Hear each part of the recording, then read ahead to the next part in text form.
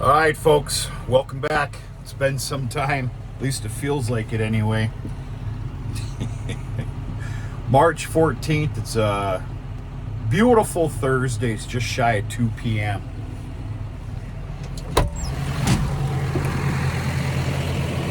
If you follow the channel, you already know what the hell I'm doing here.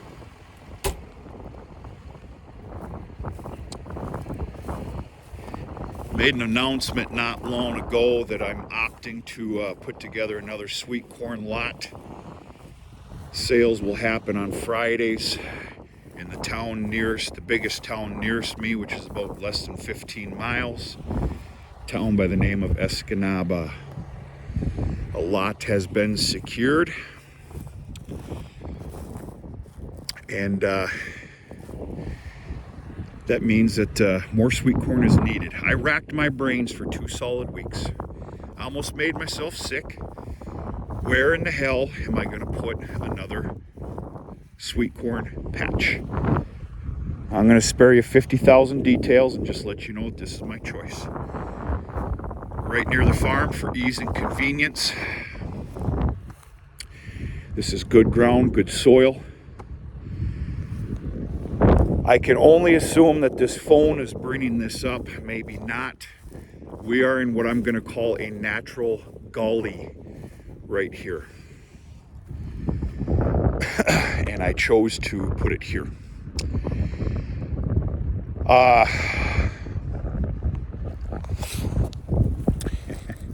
could pay for that if we get a ridiculous amount of moisture, rain, which almost sounds funny these days. We're drier than I ever remember paying attention. I think we're going to be okay. So what the hell am I doing? Basically, folks, I'm going to use the words, I'm scarfing the ground so that I can come in here with a proper moldboard plowing, which can play hell, on what I'm going to call sod. This was originally planted into a full stand of trefoil. So there's a lot of deep root systems here. We'll put it to this way, folks. I went back and forth. Granted, we're on a finishing disc, okay? I bet you this is my 8th or 9th run. So yeah, I'm loosening up the ground just a little bit for a little more ease and convenience when it comes time to moldboard plowing this. As the decision was made and everything else and more seed acquired, I'm starting to feel a lot better and more confident about this. The only thing that still scares me is time, which is grown to be a funny word as well. Okay. Something very magical happened yesterday. I'm going to cut the mustard with you because I never BS'd you. I was scared to death. Scared to death to open this stuff up. Reason being, I learned a valuable lesson. Most of you that are prone to this can already understand my concern. Some areas are worse than others.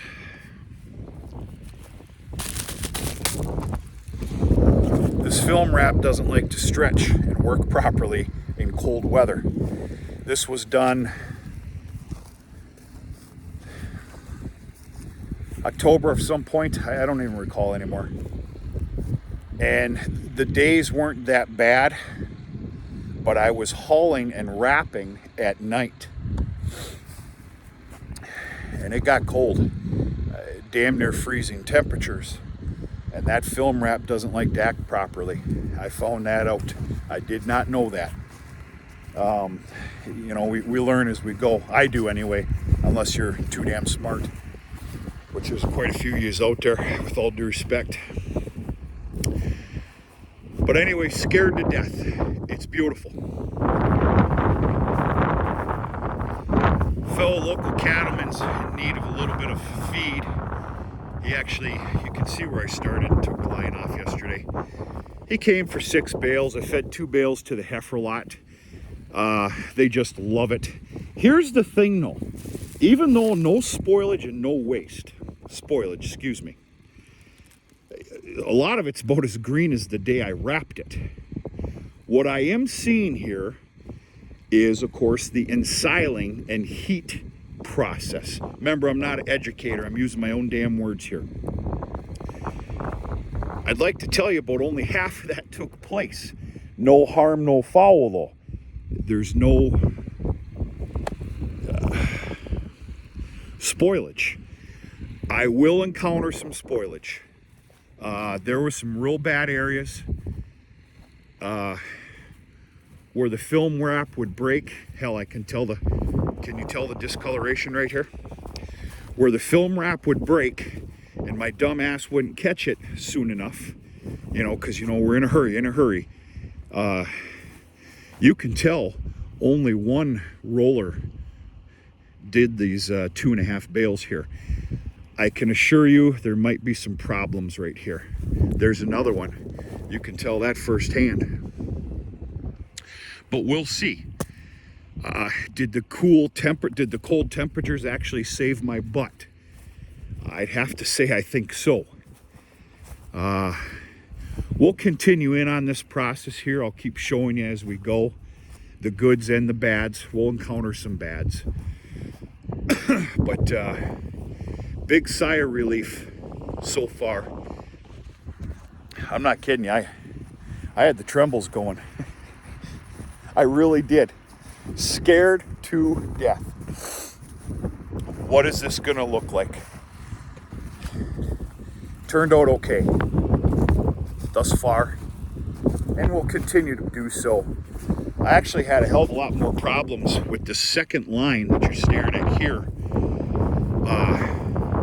versus the first one. So I think we're looking for glory here on this first line over there.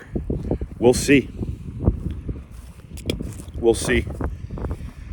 Nothing is sealed or delivered just yet, but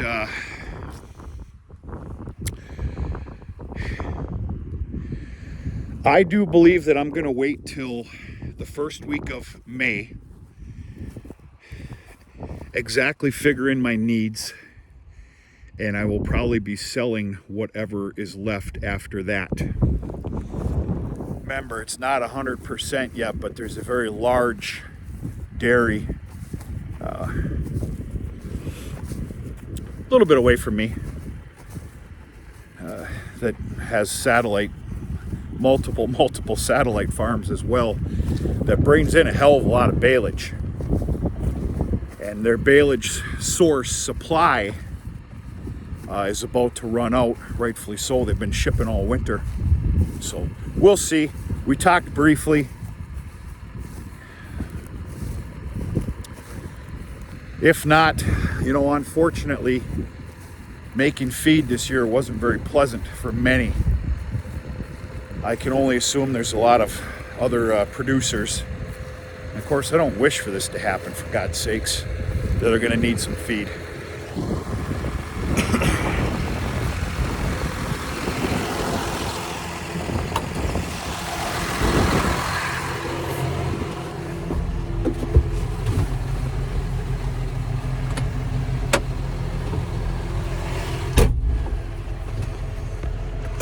So yeah,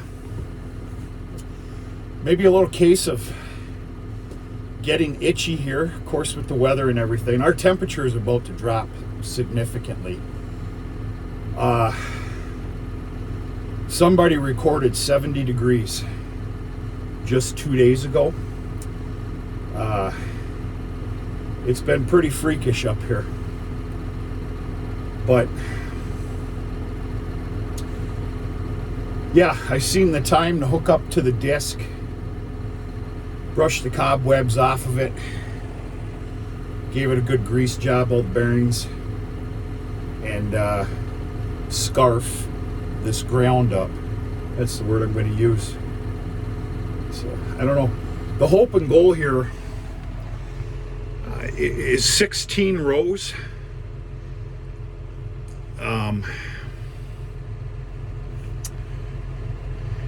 separated by a side-by-side width for easier picking. I can kind of already tell though, it's going to have to be 8 side-by-side width and another 8 instead of 4 a picking row, 4 that's not going to be able to happen, and that's okay. That's fine. This will definitely put me over the top if this works, and it will. And I don't know, you got to try something. I'm willing to try anything that's not too detrimental, or could be anyway. And this is kind of a no-brainer. I'm very proud and honored to say that we've made carried on a very good name for our product, sweet corn, and now of course adding into the mixed beef products with those sales. I got a call that just came in. Yeah, so it's early in the year, but I've already acquired my seed. You can call me what you want, conspiracy theorist or whatever. You call me what you want, because I went through it, and a lot of other people did as well. This is also an election year. We're not going to get political here. I'm just going to tell you that I, by God, collected all of my seed for everything this year. I already have it. If that makes me a fool, I'm a comfortable fool. That's it, folks. Really nothing else to say. I will go ahead and take you on a run down to the line. It gets a little skinny down there.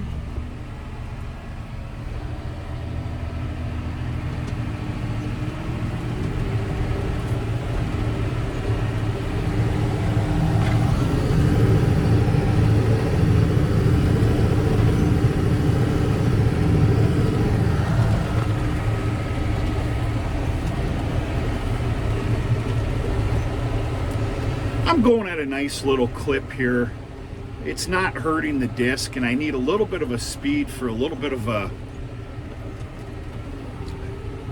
little more better breakup. Kind of fling that stuff.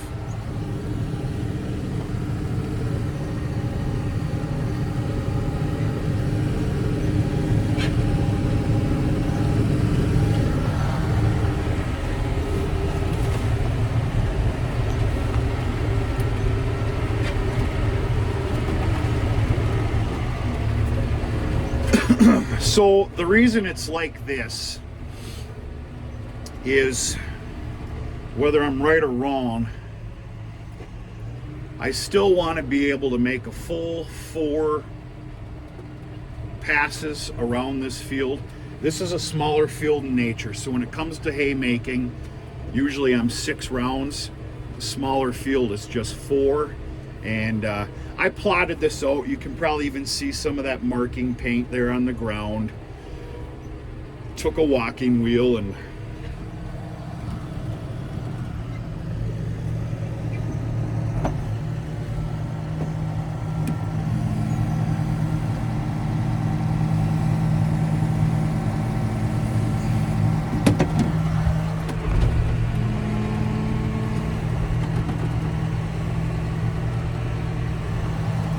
you're going to get a better bird's eye view here. I'm sure you can see the curvature of the earth here.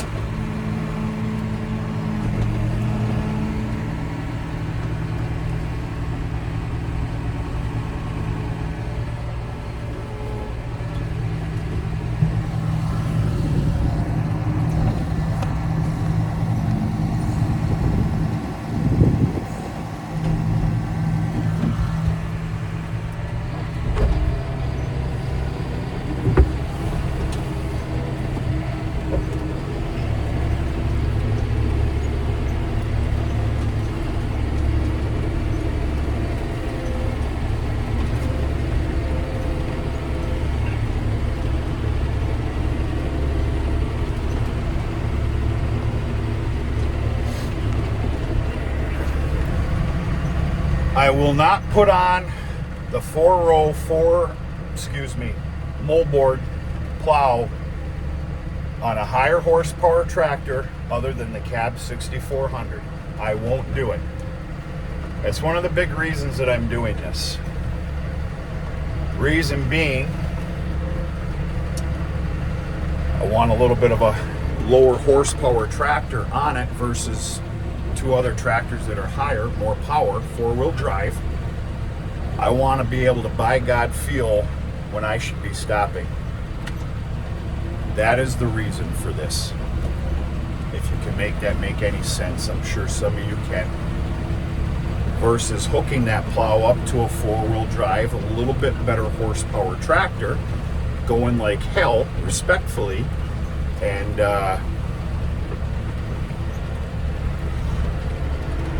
basically you want the plow to stop you. Those are the words I'm going to use. So, yeah. Tillage is going to be a novelty this year for myself and the farm. Other than sweet corn, folks, I'm just looking at about a 16-acre field that's going to be going into corn silage.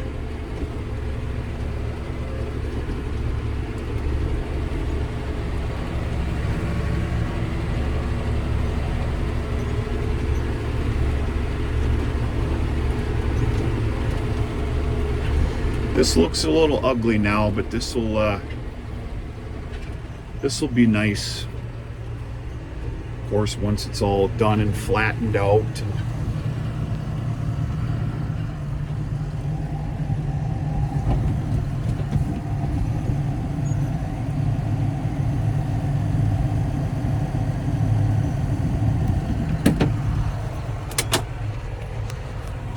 Yeah, I look forward to seeing what this is going to look like. We already know what it's going to look like, but you know, nice worked up, flattened out ground. You know, for the most part, 16 rows of corn in here, and I think it'll be real nice.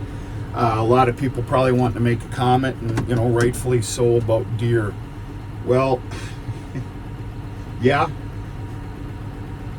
Well, where isn't that problem going to be? You know, I say that because I've had a lot of comments before, and I get it. I share your concern, for God's sakes. Where isn't there going to be a problem with deer? Now, I do have that one fenced-in area. Is it an acre and a half? Maybe a little better than that. But yeah, I can't afford to put elk fence around my sweet corn patches. So we're going to take the good with the bad. That's another thing that gives me confidence with doing 8 rows side by side, and another 8 versus lots of runways. And the other nice part about being this close to the farm is in the evening times, with a couple of cans of Loudmouth soup and a 22 mag to scare them off. If I have an extreme problem, we'll see what happens. I can tell you, if something needs to be done, it's going to be done legally. That's it. I got to get my lazy ass in gear here, folks. I just wanted to stop in, say hello, show you kind of what I'm doing, show you that 4th crop, which was a huge sigh of relief. I've had a lot of guys here locally kind of giving me hell about that. You know, Ben, did you open the 4th? No, I haven't. I don't want to talk about it, you know. So anyway, we're going to talk to you sooner than later.